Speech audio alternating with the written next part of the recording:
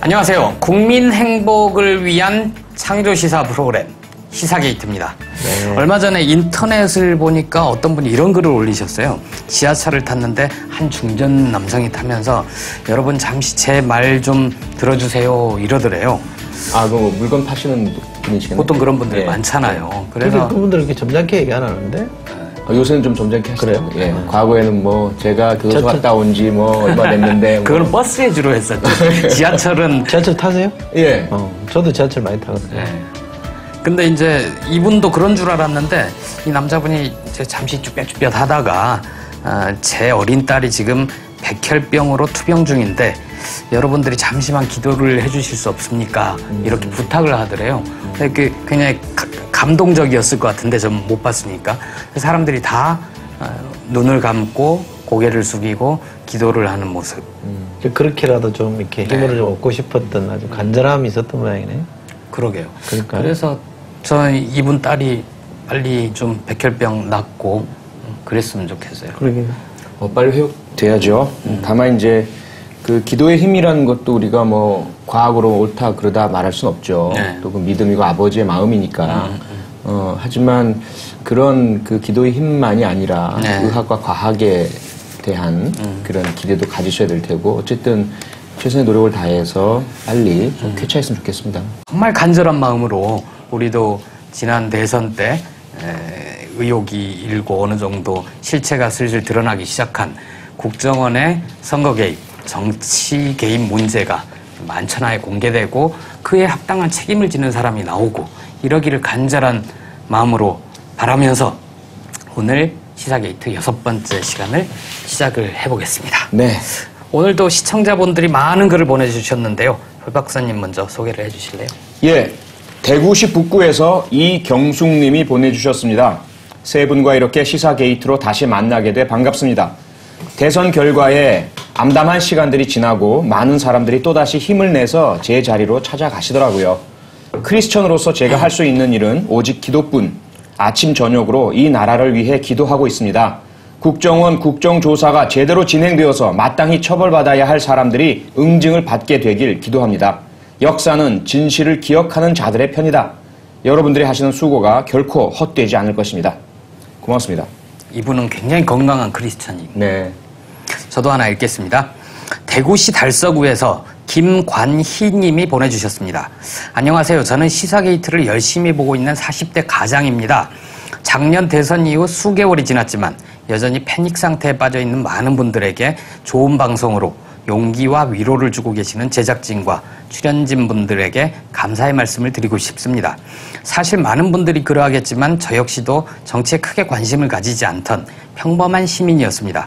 하지만 이명박 정부가 들어서고 그들이 했던 정의롭지 못했던 일들을 지켜보면서 정말 이래도 되나? 라는 절박감과 암담함으로 스스로 정치를 공부해야 한다는 자각으로 현재까지 이렇게 관심을 가지고 참여하고 있습니다. 조금 더 적극적으로 참여하고 연대에 동참하기 위해서는 지금보다 더 스스로 노력해야 한다고 생각하고 있고 현 정부가 들어서서 하는 일들을 보면서 암담함도 느끼지만 제 결정과 의지가 옳은 것이라는 확신도 가지게 되었습니다. 올바른 정의감이 무엇인지, 왜곡된 현실이 얼마나 부당한 것인지, 올바른 보수주의와 진보주의가 어떤 모습인지를 일깨워준 한겨레와 이철희 소장님과 표창원 박사님의 조합을 보면서 정말 단비를 만난 것 같습니다. 앞으로도 더 좋은 방송 기대하고 늘 마음속으로 지지하고 성원하겠습니다. 제 딸 아이 이철희 소장님과 표창원 교수님의 열렬한 팬입니다. 이렇게 보내주셨습니다. 오늘 사연이 소개된 분들께는 그 하느님의 자리에 오른 목사를 인간 본래 자리에 앉히고 싶은 마음으로 쓴 책 시사돼지 김용민 PD의 한국 종교가 창피하다. 이 책과요. 진정한 보수는 공정한 잣대로 세상을 바라보고 의무를 지키고 자신을 희생한다. 진짜 보수 표창원 박사의 보수의 품격. 이렇게 책 2권을 보내드립니다.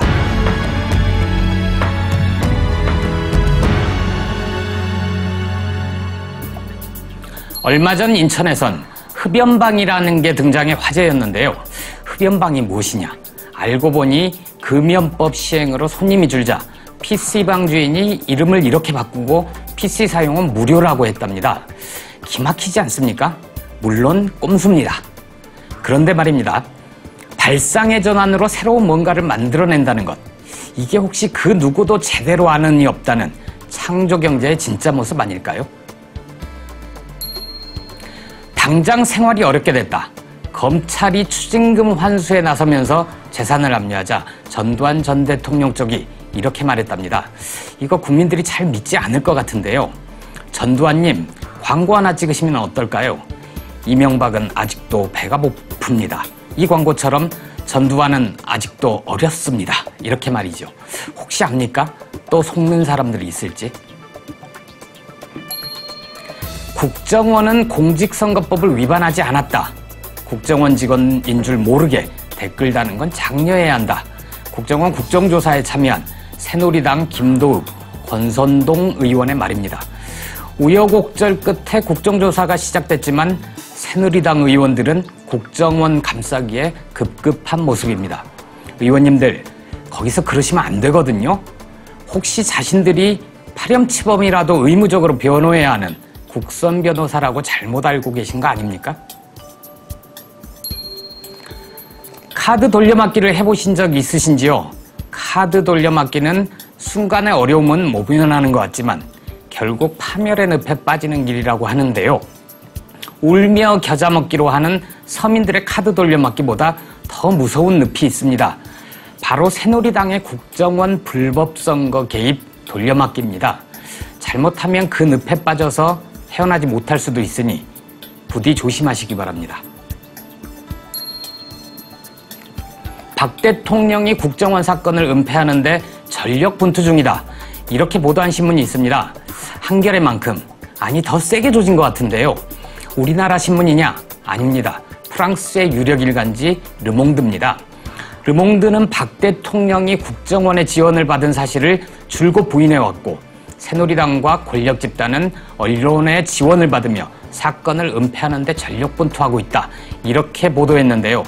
한국에서 유력 일간지라고 주장하는 조선중앙동아일보, 이른바 CJD 신문들, 르몽드 보고 좀 창피하지 않을까 싶습니다. 지금까지 김보엽의 시민K였습니다. 자, 오늘 갈 길이 바쁘니까 국정조사 얘기로 바로 들어가겠습니다. 국정조사가 결국 우여곡절 끝에 시작이 되긴 됐어요. 근데 얘기해야 돼요. 뭐 할 거리도 없잖아 지금. 뭐 진도 나간 게 없잖아. 진행됐고. 진도 나가지 못한 걸 우리는 비판을 해야 되죠. 그리고 지금 그 지켜보시던 분들이 시국선언이라든지 촛불 집회 참여가 계속 늘고 있거든요. 특히 25일 날 부산 지역 천주교 신부님들 사제 121분이 시국선언을 하셨어요. 그 신부님들이 나서면 참 큰 그런 사회적 반향이 늘 있어 왔거든요.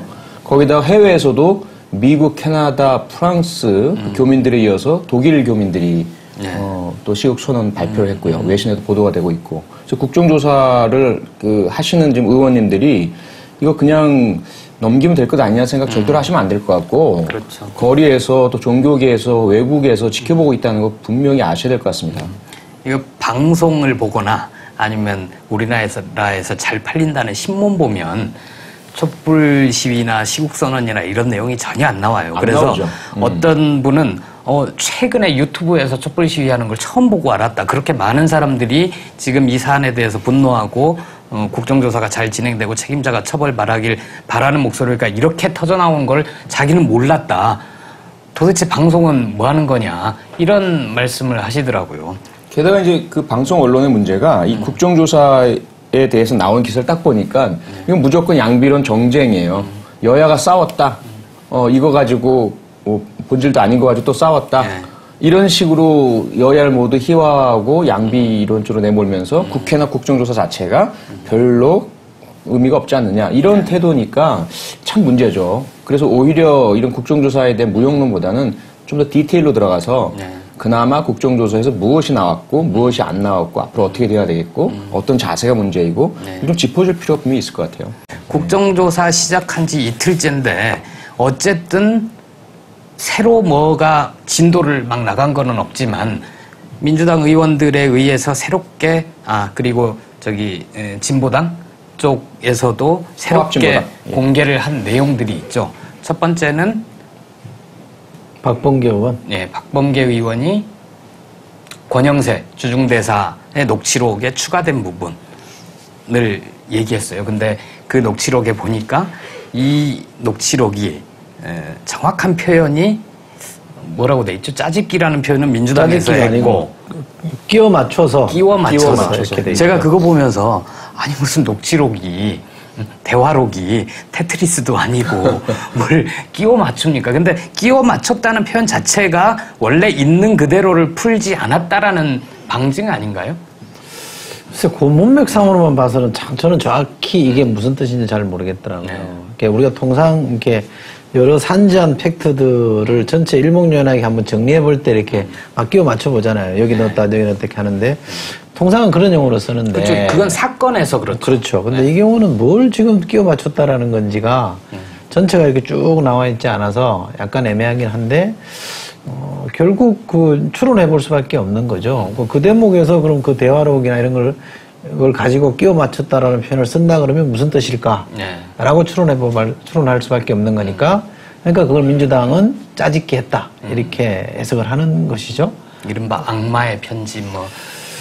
그러니까 원래 그분들이 하고 싶었던 얘기는, NLL을 포기했다라는 게 핵심 명제잖아요. 노무현 전 대통령이 NLL을 포기했다라는 얘기고, 그것은 결국 노무현 전 대통령을 계승하겠다고 하는 문재인 후보에 대한 공세 차원에서, 험집 내기 차원에서 한 문제 제기였으니까, 그렇게 본다면, 원래 무엇인가가 있고, 뭔가 텍스트가 하나 있고요. 그 다음에, 본인들이 지금 보고자 하는 뭔가가 또 하나가 있는 거고, 이 텍스트에서 이 텍스트를 옮겨올 때 끼워 맞췄다라고 하는 거니까, 그건 짜집기 했다라고 할 수 있는, 해석하는 것도 좀 무리는 아닌 것 같아요. 근데 뭘 짜집기 했는지는 아직 모르지만, 이것도 사실은 저는 약간 명쾌하게 해석은 잘 안 됩니다. 그 권영세 주중대사의 말이 그대로 전달된 것이라면, 전체적으로 파악하는 그 해석은, 권영세 현 주중대사가 개인적으로 파악한 해석은 NLL 포기로 해석해야 되지 않겠느냐라는 것이 본인의 해석인데,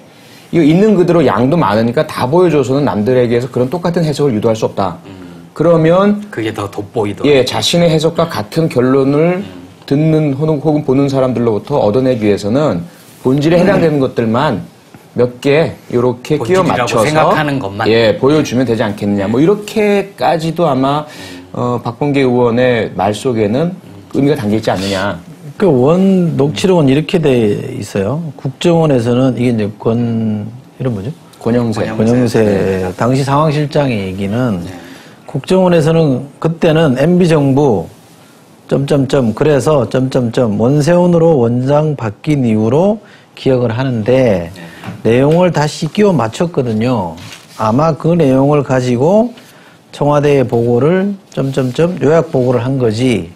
그걸 이제 아마 어떤 경로로 정문원한테로 갔는데 이렇게 돼 있어요. 그러면 사실 이걸 전후 맥락 없이 아주 정직하게 읽으면 무슨 대화록이 없다는 걸 전제로 읽으면 또 설명이 되긴 해요.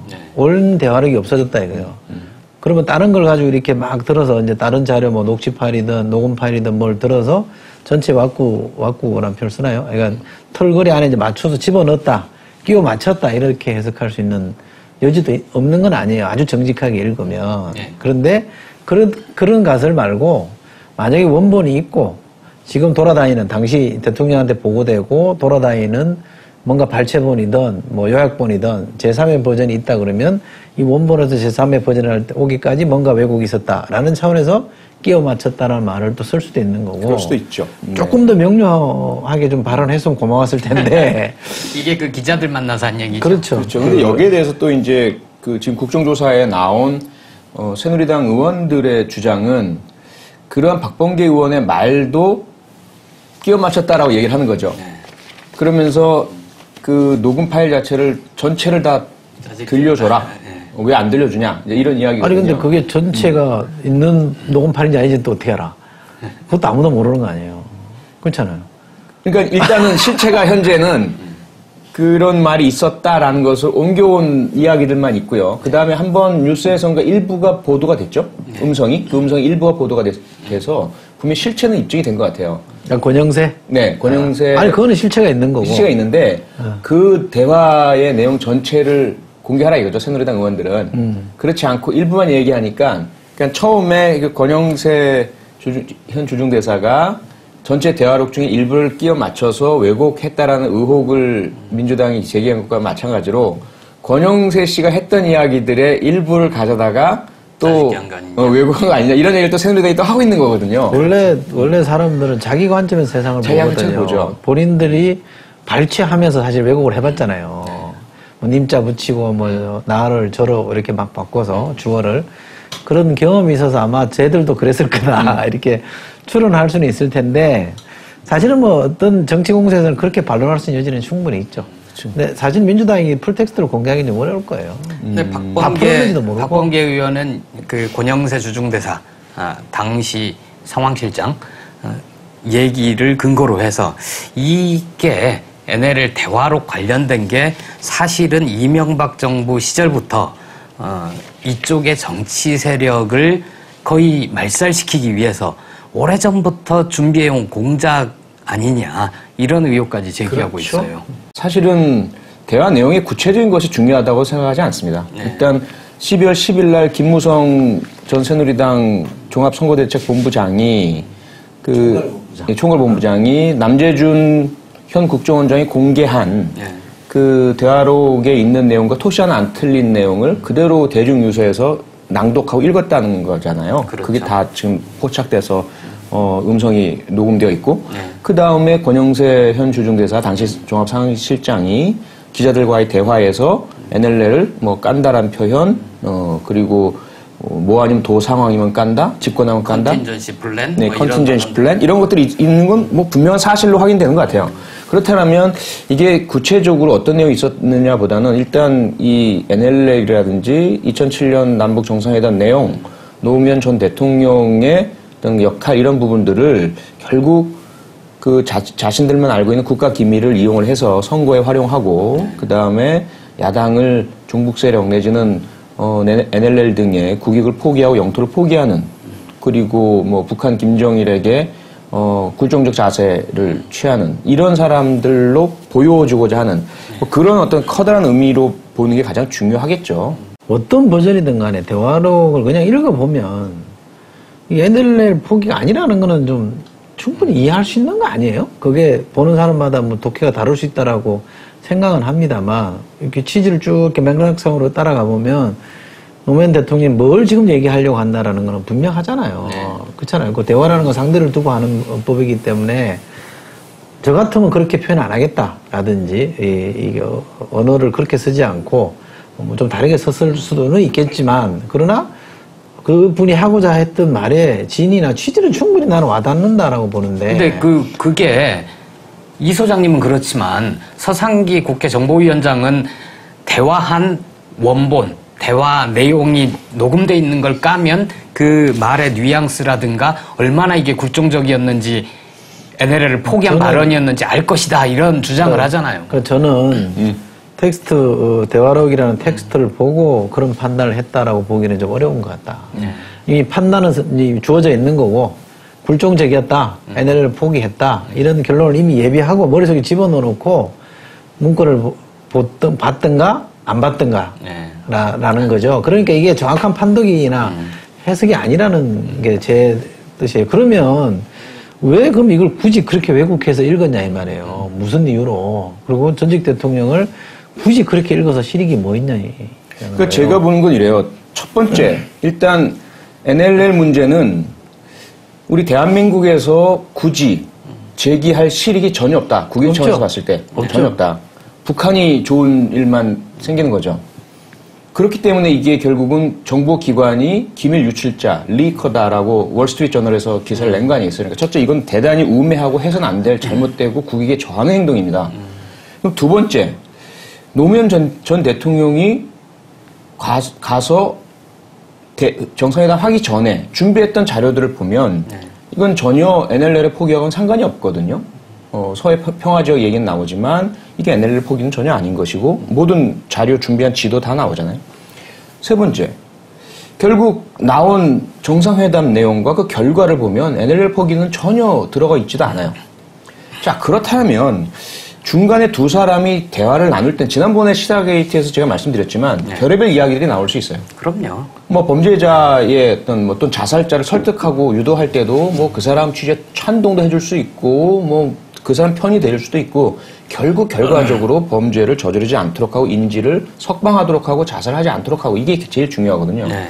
그러면 남북 정상회담에서도 아마도 우리 다수 애국 보수 진영은 국가가 아닌 범죄 집단으로 보고 있는 네. 그 북한의 정치 세력 권력들에 대해서 우리 대통령이 가서 능수능란하게 쥐고 흔들면서 올바른 평화를 정착해 오길 바라지 이게 뭐 그 중간에 사용하는 단어 하나하나를 우리가 원하는 대로 다 사용하길 바라는 건 아니거든요.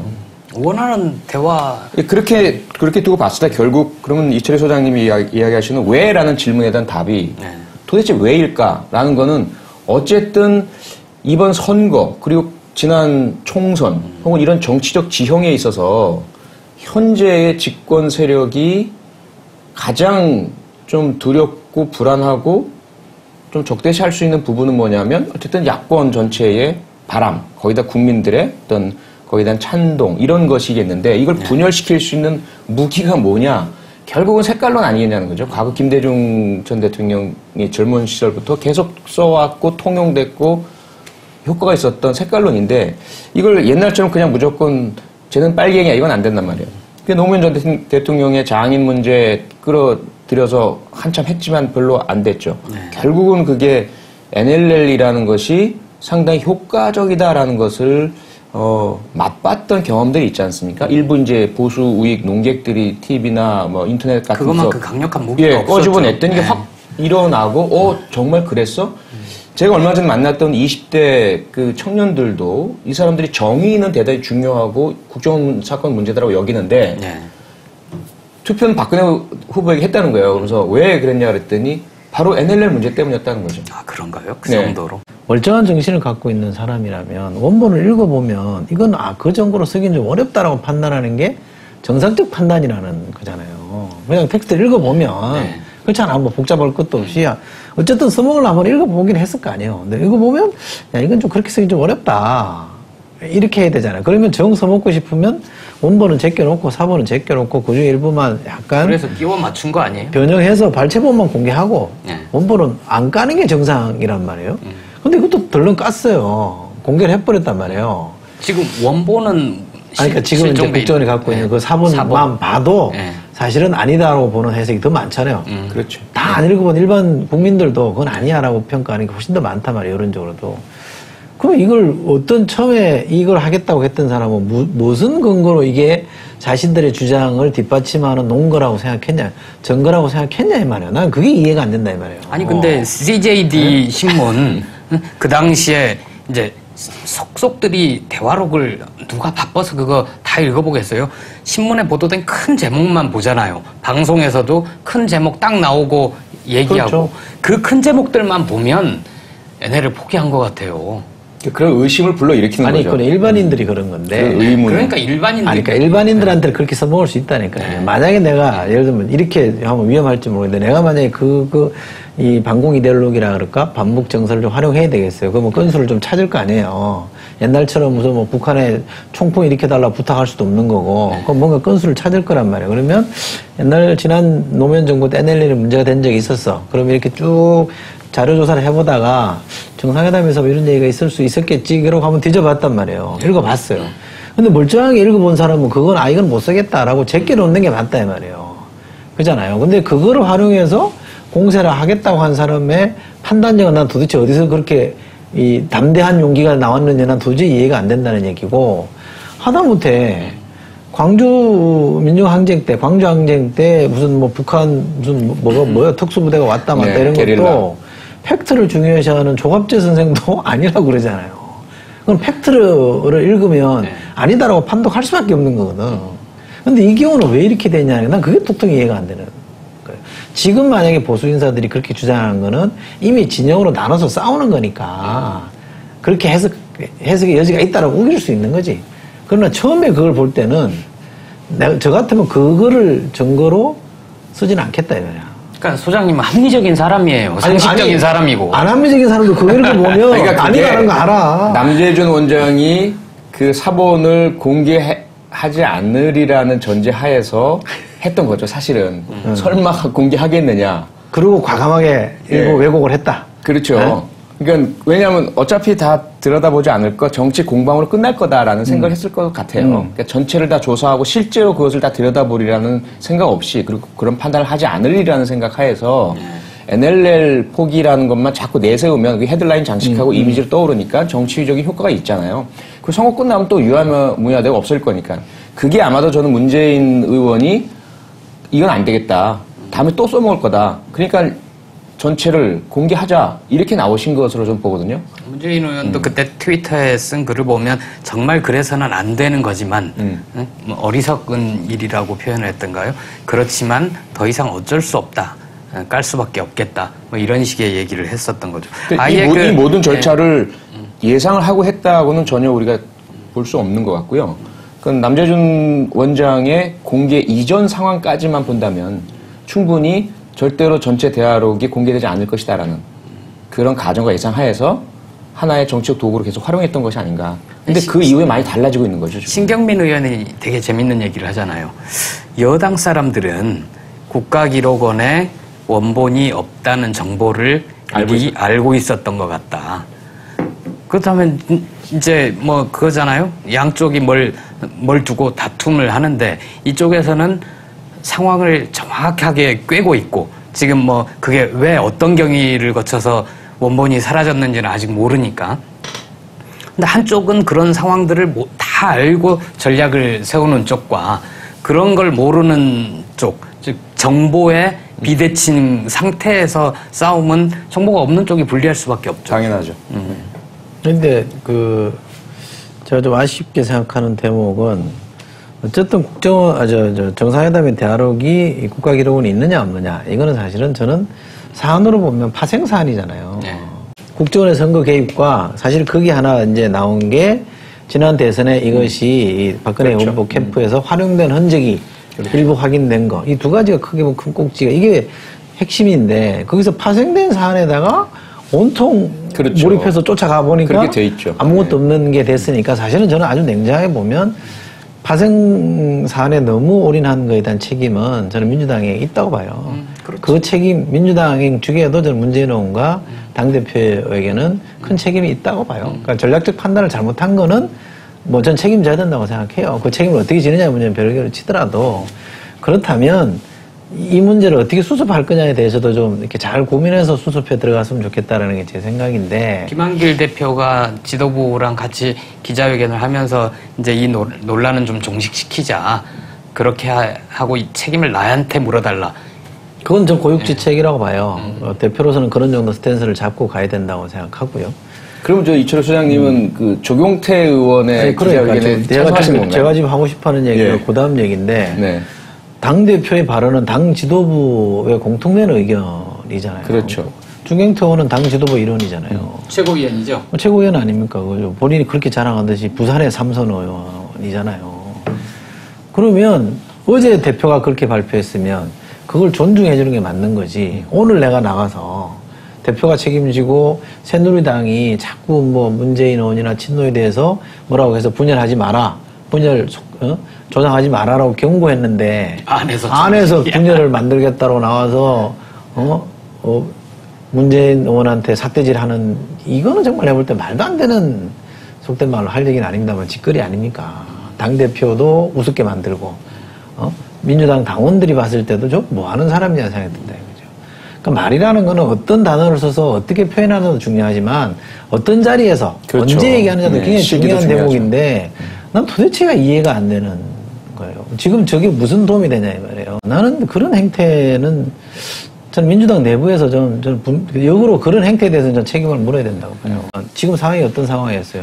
새누리당은 무슨 뭐 실종의 관련자들 다 검찰 고발한다. 그러고 그게 사실은 문재인 의원을 겨냥한 건데 바깥에서는 겨냥해서 이제 밀고 들어오겠다라고 전열을 가다 놓고 있는데 안에서는 예요 그러고 지금 이러면 이거는 내가 볼 때는 조직 있는 자세는 아니다. 그죠? 그리고 책임 있는 정치인의 자세는 아니기 때문에 저 양반이 지금 뭐 이 상황에서 정치를 그만둘 양반도 아니고 여기서 끝날 양반도 아니라면 좀 생각을 좀 다시 좀 해봤으면 좋겠어요. 지금 댓글이 삭제되고 가고 있는 판에 지금 답이 와요 지금? 삭제 보긴 했어요. 고배드리는 이쪽 서버를 담았어요. 그 분석해야 되는데. 그러면 이제 수사팀에 못 비치고. 근데 이거는 언론 보도는 안 나가야 되는 거냐? 안 되면 나가면 이제 큰일 나지. 우리가 여기까지 책임을 주는 건 어떻게 합니까? 그거는 하면 안 되고. 내가 봤을 때. 어떻게 판단하시겠죠? 기록은 뭐 올라가겠지만, 도전은 하기. 도사시죠. 검색했던 URL 엑스는 총 100개 했는데, 결과를 확인한 바,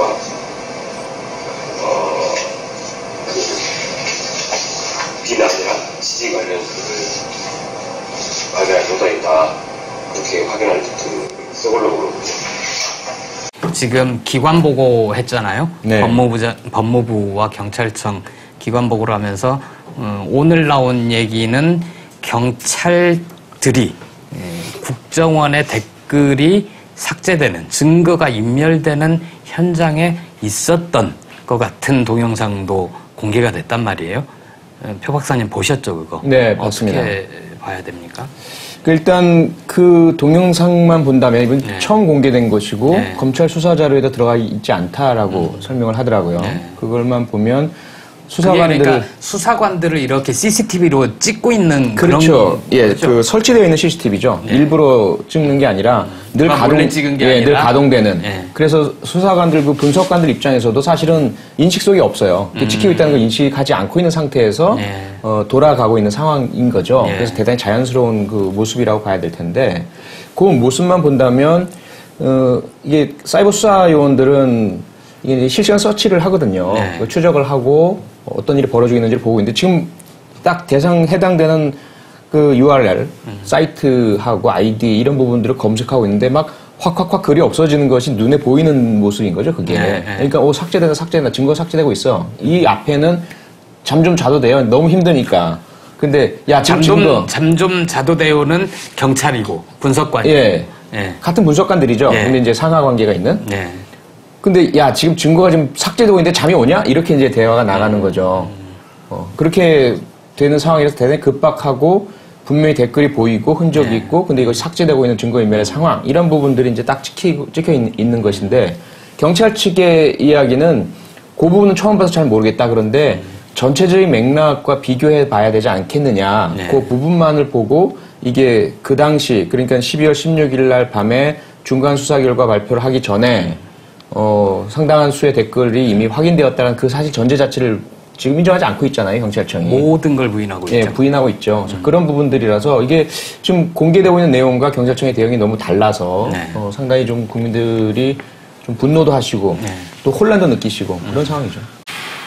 정말 저는 이해가 안 가는 게 국정조사를 하게 된 게 그동안 경찰이 수사하고 검찰이 수사를 하고 국정원장은 뭐 다른 혐의지만 어쨌든 선거법 위반 혐의로까지 구속이 됐고 김용판 씨도 기소가 돼 있는 상태고 검찰 수사에서 최소한 경찰이 당시에 증거를 인멸하고 그런 게 있었고 국정원은 선거에 개입하려고 했었고 검찰의 기소장에 등장하는 내용이잖아요. 그러면 검찰 수사에서 미진하게 밝혀진 부분을 더 조사를 해보자. 즉 그 배후에는 뭐가 없는지 또 국정조사 합의한 이후에 나온 새로운 사실들에 대해서 누구에게 책임을 물어야 될 것인지 그런 것을 국정조사를 통해서 밝혀야 되는데 이거는 검찰의 기소장 수준보다도 더 떨어져 버린 거예요.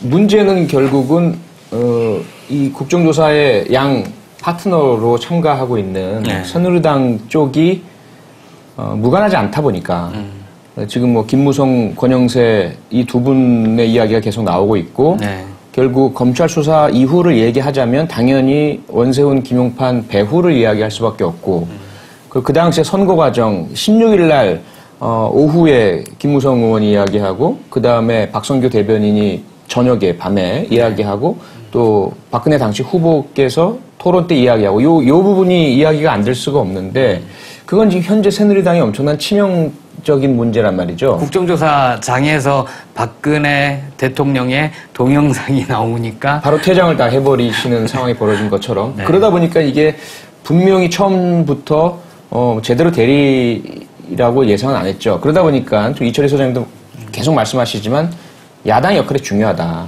그러한 반대와 방어, 수비, 또 혼란, 왜곡, 방해 이런 것들을 모두 해쳐서라도 해치고 나서 이 사안의 진실을 더 드러내고 국민적 공감을 불러일으키는 것이 중요하다. 이제 그렇게 말씀하신 건데요. 새누리당에게 저는 개인적으로 계속 그 어떤 기대와 희망을 보였잖아요. 네. 청원도 그래서 하고 부탁도 드리고 지난 그 시사게이트 죄와벌에서도 호소도 하고 네. 그랬던 이면에는 과거 70년대 미국 공화당의 의원들이 닉슨 워터게이트 사건 때 무조건적으로 방어 수세적으로만 나오진 않았다는 거죠. 네. 그랬기 때문에 그 공화당 의원들이 당리 당략을 떠나서 국가, 국기, 또 앞으로의 문제, 헌법의 문제 이런 것들을 생각을 해서 진실을 드러내고 어쩔 수 없이 받아들일 수밖에 없는 것들은 받아들이겠다는 태도를 임했기 때문에 결국 워터게이트 사건에 종교를 우리가 맞을 수가 있었고 국민적인 어떤 봉기나 이런 게 안 일어나고 네. 합법적으로 정해진 절차에 따라서 제도에 의해서 그 사건이 처리될 수 있었잖아요.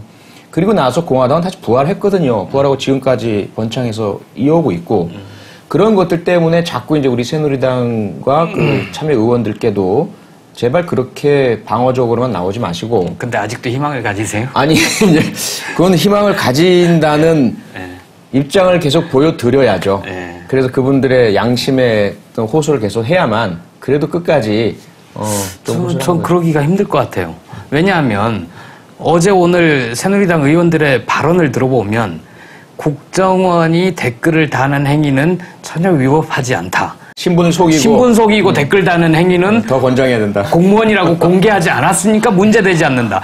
권장을 해야 된다. 자라나는 청소년들이 이 바른적인 이야기를 못 듣게. 네, 바른 세계관을 갖기 위해서 댓글을 달아야 된다.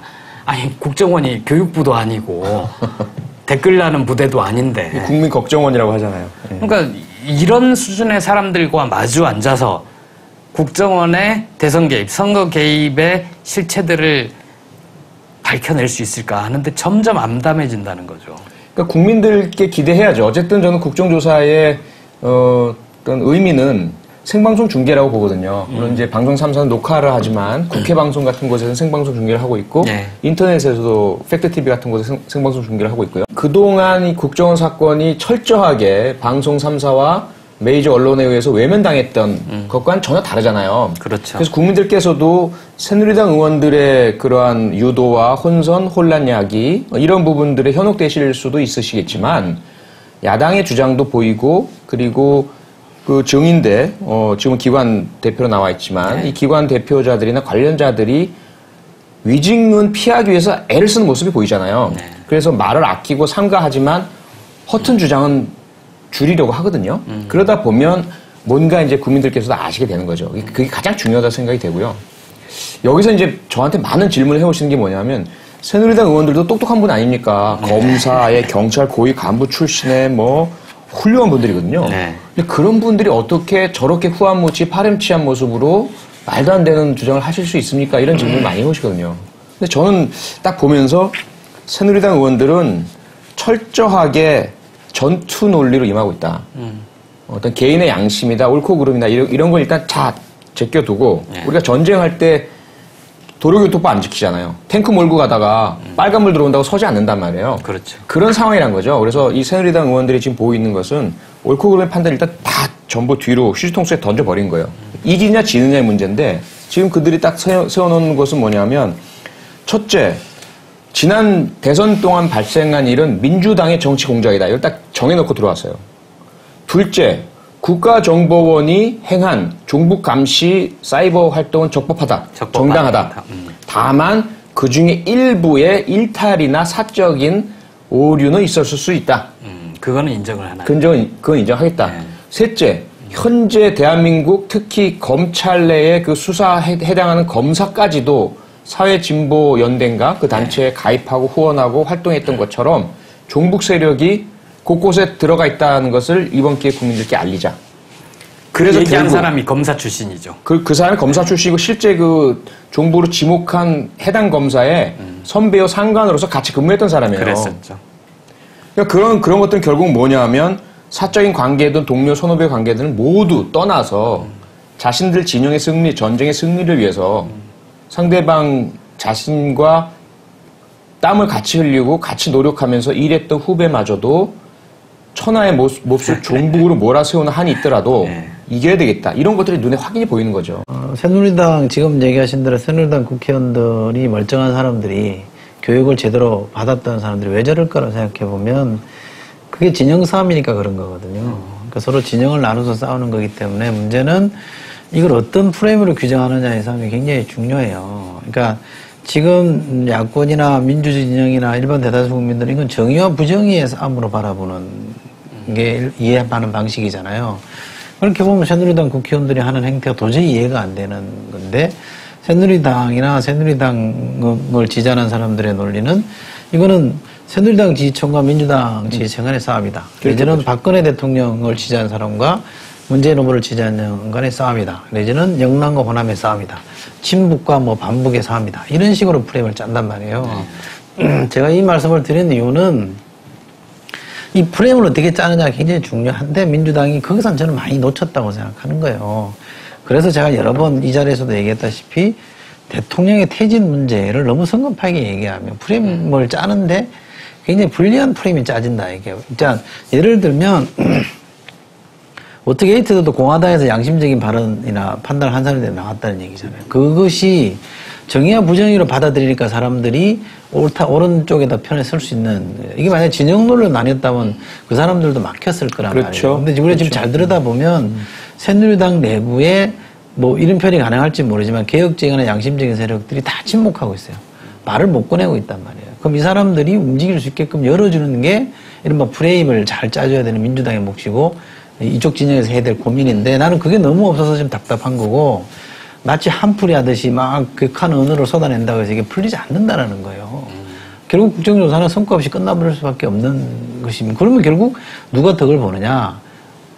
저는 새누리당이나 여권이 덕을 볼 거라고 생각해요. 그렇기 때문에 당장의 감성적인 나를 강하게 세워서 싸우는 게 저는 포인트가 아니다.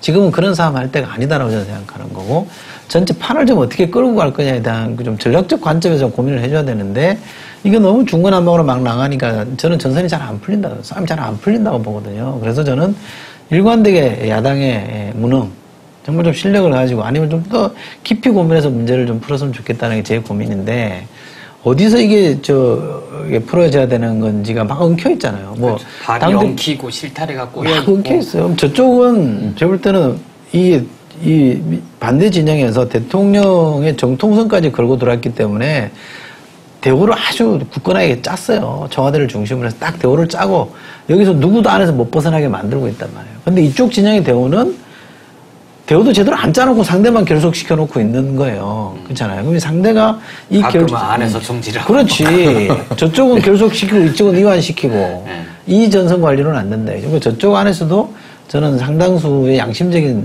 생각을 가진 사람들이 조금이라도 목소리를 내게끔 열어주는 게 굉장히 중요한 포인트라고 생각하거든요.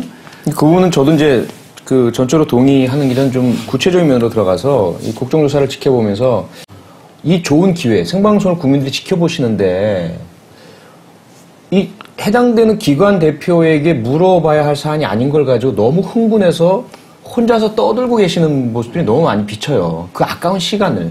조목조목 하나하나 사실을 물어서 위증이 아니면 진실 토로라는 그 한정까지 몰아가야 되거든요. 제한돼 있지만 할 수는 있는 것들이 있을 텐데. 그럼요. 그래서 결국은 지금 법무부 장관이 한 이야기는 거의 95%가 해당되는 사안은 수사를 마쳤고 재판을 준비 중인 사안이므로 제가 말씀드리기 부적절합니다. 이것이 거의 95%예요. 근데 그런 답이 나올 수밖에 없는 질문만 던졌고 그 이외에는 질문할 필요도 없는 혼자 감정 토로하는 이야기들로 가득 차 있단 말이에요. 특히 이제 경찰청 기관보고 관련해서는 이성환 청장이 궁지에 몰릴 수 있는 여지가 너무 많았거든요. 그렇죠. 예를 들어서 그분은 전혀 관련이 없이 부산청장으로 계시다가 경찰청장으로 되셔서 올라와서 이 사건을 접했단 말이에요.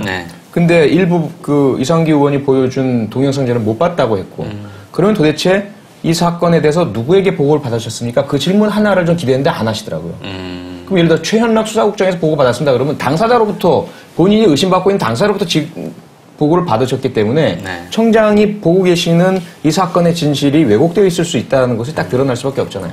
근데 그걸 안 물어보세요.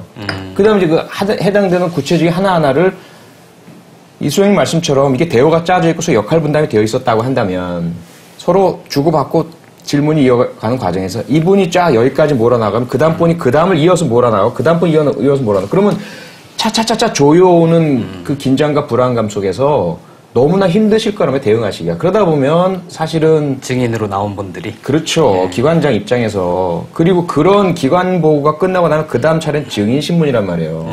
그럼 기관 보고에서 이미 상당 부분에 있어서 여러 가지로 허점이 드러나거나 진실의 일부가 드러나고 있는 상황에서 증인들은 초조 불안할 수밖에 없어요. 자신의 유죄의 문제도 걸려있죠. 이후에 고발당할 수 있는 부분이 있죠. 또 실제로 재판 대기 중인 사람도 있죠.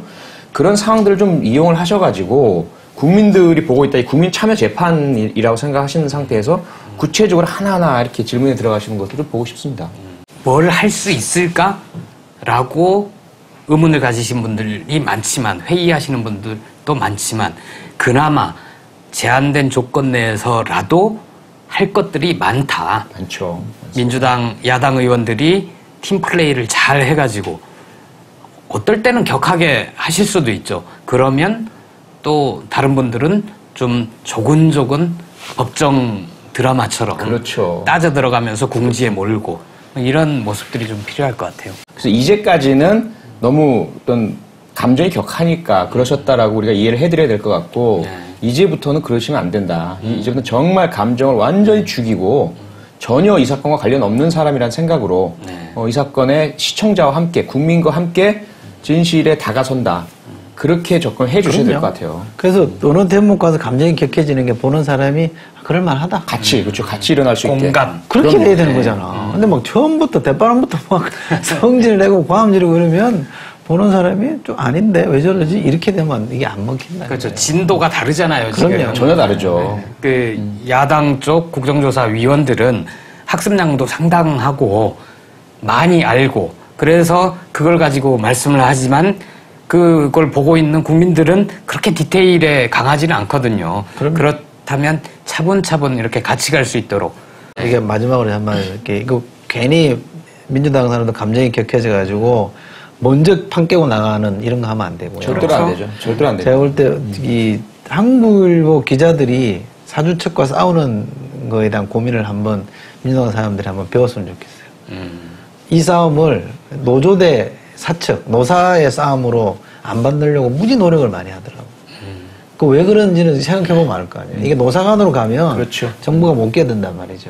제3자가 끼어들 수 없는데 이게 노사 문제가 아니고 사주의 비리 문제라든지 언론 자유의 문제로 가져야 이게 그렇죠. 국민적 에너지가 동원되잖아요. 그 사람, 그 노조원들이 왜 한국일보 기자들이 그렇게 고민하고 있는지를 한번 좀 새삼 이 민주당 사람들이 생각해봤으면 좋겠어요. 그 사람보다는 못해 싸움하는 거 보면. 분명히 그건 있어요. 어쨌든 새누리당 의원들이 이 국정조사에 정직하고 성실하게 임할 그런 태도나 자세는 아니구나. 그리고 이 사안 자체의 진실을 밝히거나 검찰 수사 결과를 인정한 상태에서 그 다음까지의 진실을 들여다보고자 하는 의도는 전혀 없구나. 이건 이미 다 읽혀졌고 특히 그 중에서도 몇몇 그 새누리당 의원들이 좀 거슬르는 지나친 권위적인 태도라든지 정치적인 주장이라든지 뭐 비하적 모욕적 발언이라든지 이런 것들은 국민들이 다 보고 계신단 말이에요. 그거를 민주당 의원들이 거기에 대해서 직접 대응하시면 똑같아진단 말이죠. 그걸 감안하시고 국민들이 보고 판단하고 계신다라고 그냥 넘겨버리고 의연하고 아주 객관적이고 냉정하고 차분하게 임해 주셔야 될 것 같습니다.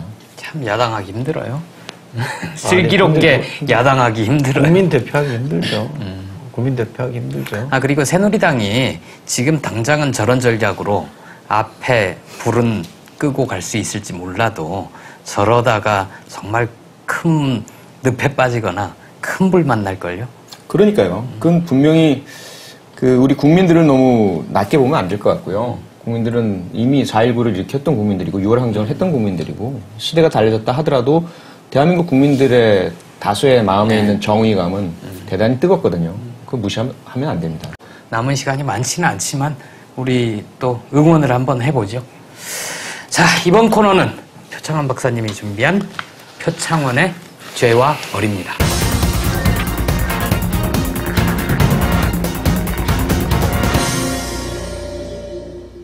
충남 태안 사설 병영 캠프 사고로 숨진 공주 4대 부고 학생들의 명복을 빕니다. 같은 부모 입장에서 눈에 넣어도 아프지 않을 금쪽 같은 자식을 불의의 사고로 먼저 보낸 부모님들께 깊은 위로의 마음을 드립니다. 이 사고를 접하면서 저는 1996년 6월에 발생한 화성 시랜드 화재 참사를 떠올렸습니다.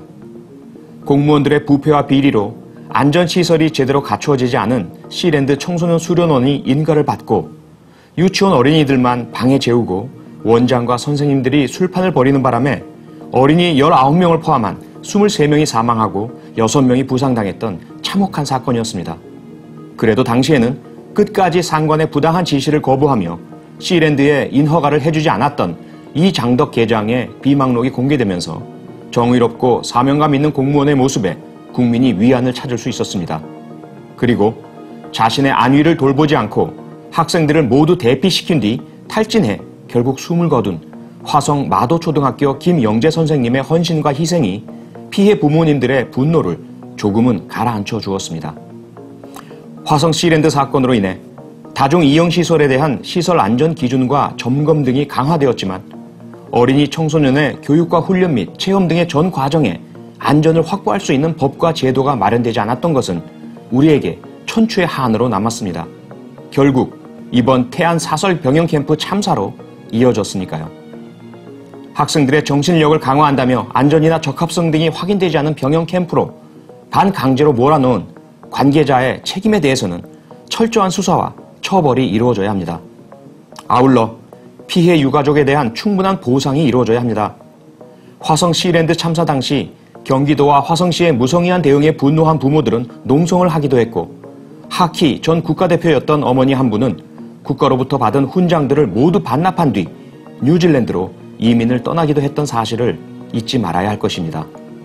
무엇보다 다시는 이런 비극이 발생하지 않도록 철저한 재발 방지책을 마련해야 합니다.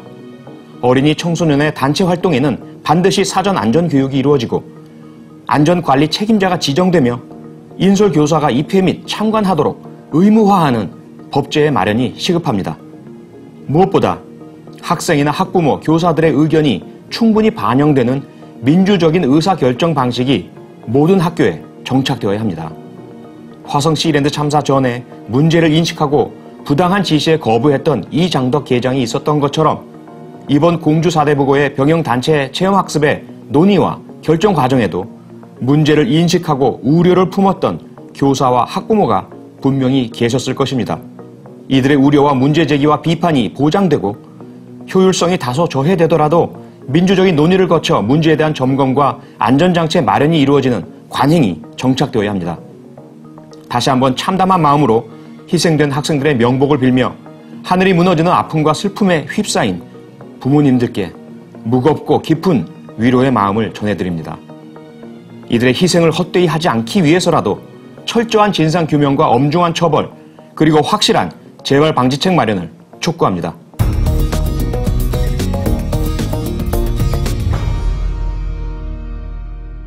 첫 번째 질문 제가 읽겠습니다. 경기도 용인시에서 오희일 씨가 보내주셨습니다. 이제 10월 재보선이 석 달 앞으로 다가왔는데요. 이번 국정조사와 NLL 사태 결과가 재보선에 어떤 영향을 미칠까요? 박지원 의원은 민주당의 전패를 예상을 했는데 그렇게 될까요? 그리고 안철수 바람은 어느 정도 강도로 불게 될지도 궁금합니다. 이거 참 어려운 문제인데요. 선거라는 거는 국정조사나 NLL에 대한 이런 여론이 어디로 가느냐 이걸로만 좌우되는 건 아닌 거죠. 후보 문제도 있는 거고 또 다른 또 이슈나 이런 것들이 또 제기될 수 있는 거니까. 그런데 분명한 거는 지금 일반 국민들이 볼 때 여러 갈래 막 복잡하게 엉켜있는 이거를 갈래를 잘 타서 일목요연하게 이야기는 어려울 겁니다. 그리고 먹고 사는 일에 바쁜 분들은 정치 정보를 단편적으로 접해야 되기 때문에 그래서 이거를 쉽고 간명하게 누군가 정리해 주는 게 중요한데 그게 결국 정당의 몫이거든요. 언론의 몫이고 정당의 몫이란 말이죠.